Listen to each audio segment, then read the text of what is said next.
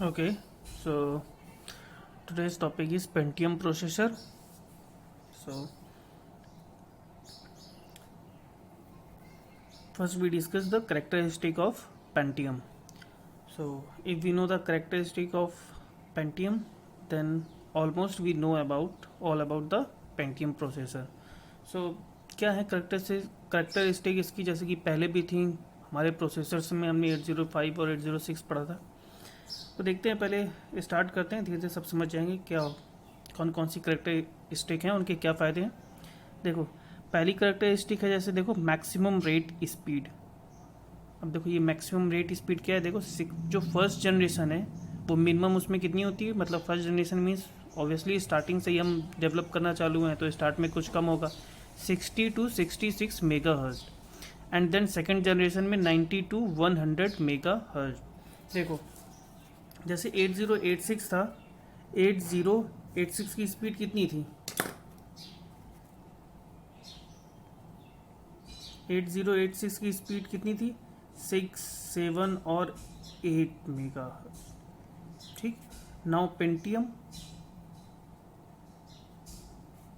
है 60 to 90 mega है ना, ऑलमोस्ट इनटू 10 टाइम्स, 10 गुना ज़्यादा स्पीड हो गई है इसकी। अब इस देखो इसका क्या मतलब है, फ्री जैसे इसकी कितनी है स्पीड, जैसे इसमें है 60 या 90 मेगा हर्ट्ज है, देखो 1 मेगा हर्ट्ज इक्वल टू 10 की पावर 16 हर्ट्ज, मतलब देखो, और यहाँ पर कितनी 60 है ना, 60 मेगा हर्ट्ज, तो मतलब 6 इंटू 10 की पावर 7 हर्ट्ज। देखो इतनी क्या है, इतनी क्लॉक साइकिल पर सेकेंड, 6 इंटू 10 की पावर 7, 6 इंटू 10 की पावर 7 क्लॉक साइकिल पर सेकेंड। देखो मैंने ये नहीं कहा मतलब इसकी एग्जीक्यूशन है, इसकी मतलब जो हमारी क्लॉक पल्स होगी वो कितनी होगी, 6 इंटू 10 की पावर 7। अब देखो एक इंस्ट्रक्शन, जो इंस्ट्रक्शंस होती हैं हमारा, उनको एग्जीक्यूशन करने पे, अलग अलग इंस्ट्रक्शन को एग्जीक्यूशन करने पे अलग अलग क्लॉक पल्स की रिक्वायरमेंट होती है, किसी में 2 क्लॉक पल्स, किसी में 3 क्लॉक पल्स, किसी में 4 क्लॉक पल्स, ठीक है ना। तो इट डजेंट मीन कि इसको क्या है, इंस्ट्रक्शन पर सेकेंड इतनी एग्जीक्यूट होंगी, नहीं, इतनी क्लॉक पल्स पर सेकेंड, 6 इंटू 10 की पावर 7। और देखो यहाँ पर कितनी थी, 6 इंटू 10 की पावर 6, है ना, ऑलमोस्ट 10 टाइम्स हमारी क्या हो गई है, स्पीड इंक्रीज हो गई है, राइट। देखो 100 और 1000 में एक ही जीरो का तो फर्क है, पहले 100 थी तो अब कितनी हो गई है, 1000, डिफरेंस इज 10 टाइम्स, तो ये बहुत ज़्यादा होता है। तो ठीक है ना, पहली चीज़ तो क्या है, एक तो हमारी स्पीड है ना, जो रेट स्पीड है वो बहुत ज़्यादा इंक्रीज हुई है, किसमें, पेंटियम प्रोसेसर में। और देखो दूसरा क्या है, register size, Pentium is 32 bit microprocessor, मतलब it access 32 bit at a time. अभी तक हमने कितना पढ़ा था, 8 बिट और 16 बिट, 8086 16 बिट था, ये कितना है, 32 बिट माइक्रो प्रोसेसर है, it access 32 bit at a time. इतना समझ में आया ना, 32 बिट डेटा लाइन है ना, 32 बिट माइक्रो प्रोसेसर है, 32 bit access 32 bit at a time.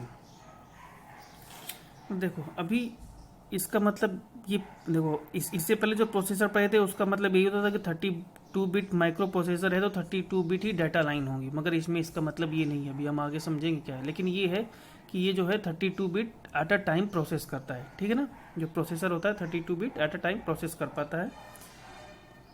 Memory address bus, Pentium has 32 bit address bus, Pentium में 32 बिट एड्रेस बस होती है, 8086 में कितनी थी, 16 बिट थी, सॉरी 20 बिट थी, राइट, है ना। इसमें कितनी है, 32 बिट एड्रेस बस है।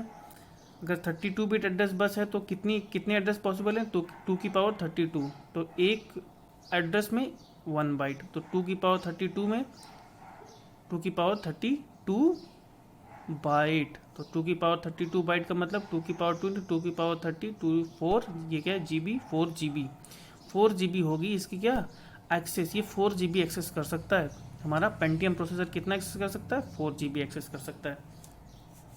इसी देखो नेक्स्ट पॉइंट भी यही है, मैक्सिमम मेमोरी।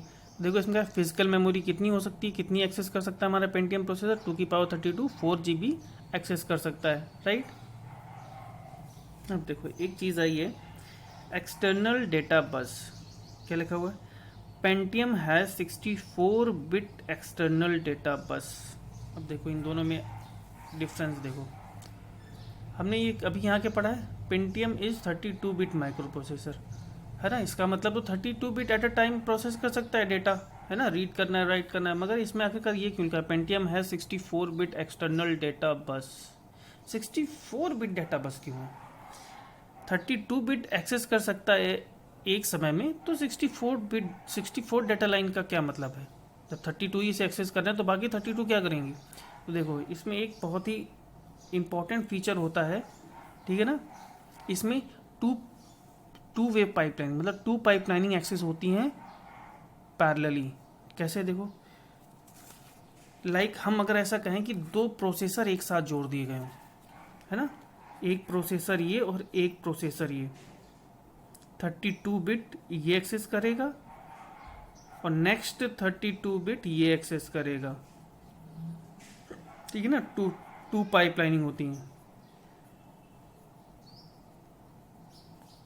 है ना, यू एंड वी, है ना, उसमें नाम देते हैं यू एंड वी पाइपलाइन होते हैं। तो ऑब्वियस बात है, पहले कौन सा पहला इंस्ट्रक्शन किस में आएगा, पहले 32 बिट यू में आएंगे, फिर दूसरे 32 बिट वी में आएंगे, ठीक है ना। तो ये मतलब इसमें एक दो 32 बिट के ALU अर्थमेटिक लॉजिक यूनिट होते हैं, दो पैरेलली, एक पहली 32 बिट को एक्सेस कर रहा है तो दूसरी उसी के साथ ही दूसरी, मतलब एक साथ 64 बिट हमारी एग्जीक्यूट हो रही है, राइट, एक साथ 64 बिट का हम एग्जीक्यूशन कर रहे हैं। ये तो एक बार में 32 बिट कर सकता है, तो पहले किसको देगा, 32 बिट इस पहले वाले को देगा, फिर दूसरे वाले को देगा, फिर पहले वाले को, और देखो दोनों एक पहले ये एग्जीक्यूट करेगा, फिर ये, तो मतलब एक साथ कितनी होगी, 64 बिट एक्सेस हो रही है हमारी, है ना। तो इसका मतलब क्या होगा, पेंटियम है 64 बिट एक्सटर्नल डेटा बस, इसीलिए इसमें क्या होता है 64 बिट एक्सटर्नल डेटा बस होती है, क्योंकि इसमें 2 ALU होते हैं जो पैरेलली वर्क करते हैं, है ना। ये इसका एक बहुत स्पीड इसकी इंक्रीज करने में बहुत ज़्यादा होती है, जो हमारा ये 64 बिट एक्सटर्नल डेटा बस है, या कह सकते हैं 2 पाइपलाइनिंग स्ट्रक्चर है। तो ठीक है ना, तो ये समझ में आया, 64 बिट एक्सटर्नल डेटा बस के हैं, जबकि हमारा ये पेंटियम है 32 बिट माइक्रो प्रोसेसर है, ओके। देन अब आते हैं पाइपलाइनिंग में। तो इसमें Pentium has 5 stage pipeline architecture. मैंने जो आपको पाइपलाइनिंग पढ़ाई थी 8086 में, वो 5 स्टेज पाइपलाइनिंग ही थी। जो 8086 होती है उसमें देखो कौन कौन से 2 पार्ट थे ना, कौन सा होता था, बस इंटरफेस यूनिट था और एग्जीक्यूशन यूनिट था। इसका काम था फैचिंग और इसका काम था एग्जीक्यूशन। तो मतलब क्या हुआ, 8086 में 2 स्टेज पाइपलाइनिंग थी, ठीक है ना, मतलब फैचिंग एंड देन एग्जीक्यूशन, है ना। जब जब ये एग्जीक्यूट कर रहा होगा तो साथ साथ में क्या, यहाँ फैचिंग स्टार्ट हो गई, फिर एग्जीक्यूशन। तो मतलब देखो 2 स्टेज पाइपलाइनिंग थी किसमें, 8086 में, क्योंकि देखो बस इंटरफेस यूनिट से फैचिंग काम कर रहा था और सेकंड एग्जीक्यूशन का काम कर रहा था। तो इसमें 2 स्टेज पाइपलाइनिंग थी, फैचिंग एंड एग्जीक्यूशन। लेकिन हमारे जो पेंटियम है उसमें कितनी 5 स्टेज पाइपलाइनिंग है, ठीक है ना, कितनी 5 स्टेज पाइपलाइनिंग, ओके। चलो मतलब एक बार तो देखा जाए तो 5 इंस्ट्रक्शन कह सकते हैं, एक पैरेलली काम चल रहा होगा, है ना। अब देखो ठीक है ना, अब इसमें 5 स्टेज, अब कहते तो 5 है, 5 स्टेज। अब हाँ एक चीज़ और है, इसमें आप कहोगे 5 हमारी इंस्ट्रक्शन है वो पैरेलली एग्जीक्यूट हो रही होंगी एक के बाद एक, क्योंकि 5 स्टेज पाइपलाइनिंग है, एक कर रहा होगा, दूसरा स्टोर होगा, दूसरा किसी डिकोडिंग हो रहा होगा तो इसकी एग्जीक्यूशन हो रहा होगा।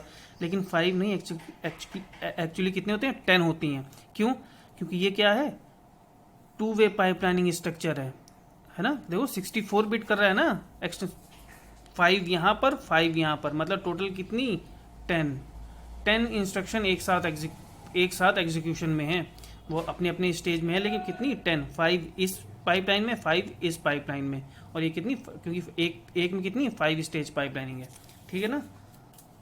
देखो ऑन चिप कैसे, ये क्या है, देखो इसका मतलब समझ लो ऑन चिप कैसे क्या है। ये जैसे ये हमारा माइक्रो प्रोसेसर है, ठीक। अब हमने क्या किया, ये हमारी रैम थी। एक्चुअली रैम का मतलब क्या है, ये डी रैम बताया था ना मेमोरी में, डी रैम, ठीक है। ये हमारी क्या है, डी रैम है। तो हमने इस, अब देखो क्या वो हमने स्पीड बढ़ाने के लिए क्या किया था, यहाँ पे कैसे और ऐड कर दी, क्योंकि कैसे की क्या हो जाती है, स्पीड ज़्यादा हो जाती है। ये कौन सी होती है, एस रैम। ऑफकोर्स कैसे की स्पीड ज़्यादा है तो कॉस्ट भी बहुत ज़्यादा होती है, इसलिए हम कैसे को बहुत ही कम, मतलब बहुत ही लेस मेमोरी यूज़ करते हैं। ऑलमोस्ट जैसे देखो इसमें लिखा हुआ है कितनी 8 KB, तो ऑलमोस्ट ऐसे ही 24 KB 8 KB ऐसे यूज़ करते हैं ऐसे वैसे। ये तो हमारी किस में होती है, GB में होती है। तो देखो पहले क्या था, हमने कैसे को इससे ऐड कर दिया, हमने सोचा स्पीड बढ़ जाएगी इसकी माइक्रो प्रोसेसर की, ये बसेज हैं, बस के थ्रू हमने जोड़ दिया माइक्रो प्रोसेसर को कैसे से, क्योंकि भाई हमें, क्योंकि स्पीड इसकी हाई स्पीड है, इसकी हाई स्पीड है, दोनों की स्पीड हाई है, तो हमने अब यहाँ से दोनों के बीच कम्युनिकेशन होगा तो ज़्यादा स्पीड से होगा। लेकिन क्या हुआ, माइक्रो प्रोसेसर और कैसे जब हमारी बसेस से जुड़ी हुई थी, बसेस से, तो माइक्रो प्रोसेसर की स्पीड ज़्यादा, कैसे की स्पीड ज़्यादा, लेकिन हमारे बसेस की स्पीड भी तो होती है, बसेस की स्पीड थी कम, तो हमें कुछ फ़ायदा नहीं हुआ। मतलब ऑफकोर्स हमें ज़्यादा फ़ायदा ही नहीं हुआ माइक्रो प्रोसेसर के साथ कैश मेमोरी जोड़ने का, हमने इन्वेस्टमेंट भी कर दिया क्योंकि ये कॉस्टली होती है कैसे, फिर भी हमें स्पीड नहीं मिली, क्योंकि हमारी क्या थी, जिससे ये इंटरफेस था बसेस के थ्रू, तो बस की स्पीड जब स्लो थी तब आगे काम ही नहीं कर पाए। मान लो लाइक आपने फरारी ले ली, ऑडी ले ली, लेकिन आप दौड़ा रहे हो कानपुर की सड़कों में, तो नहीं दौड़ पाएगी ना, क्योंकि हमारा क्या है, जो बीच का कनेक्टिंग पाथ है, इनकी स्पीड तो अधिक ज़्यादा है, फरारी और ऑडी की स्पीड तो अच्छी है, बट वो जिसमें चल रही हैं रोड में, उनमें गड्ढे हैं, तो फिर वो उसमें अपनी जब स्पीड ही नहीं पकड़ पाएगी वो, ठीक है ना। तो इसका मतलब क्या हुआ, बसेस की वजह से हमारी स्पीड लिमिटेड हो रही थी। तो हमने अब क्या किया, हमने माइक्रो प्रोसेसर लिया और इसी के अंदर ही कैसे इनबिल्ट कर दी। जब इसी के अंदर कैसे इनबिल्ट कर दी तो हमारी बसेस का काम खत्म, अब हमें एक्सेस करना बहुत आसान हो गया। अब no problem, the problem of the path is now removed. तो यही देखो बोला गया, ऑन चिप कैसे, चिप के अंदर कैसे, ये 8 KB किसके लिए, कोड के लिए, या मतलब इंस्ट्रक्शंस के लिए, और 8 KB किसके लिए, डेटा के लिए, दोनों के लिए 8 KB हमने क्या कर दी, चिप में ही कैसे को इनबिल्ड कर दिया। ओके, तो ये आपको समझ में आ गया। ऑपरेटिंग वोल्टेज क्या है, 5 वोल्ट फर्स्ट जनरेशन में था, और इसको घटा के फिर कितना कर दिया गया, 3.3 वोल्ट किस में कर दिया गया, सेकेंड जनरेशन वाले में, ठीक है ना। तो ये था आपका छोटा सा introduction about Pentium processor. Last class में थोड़ा सा ब्रीफ में पढ़ेंगे। Okay, thank you.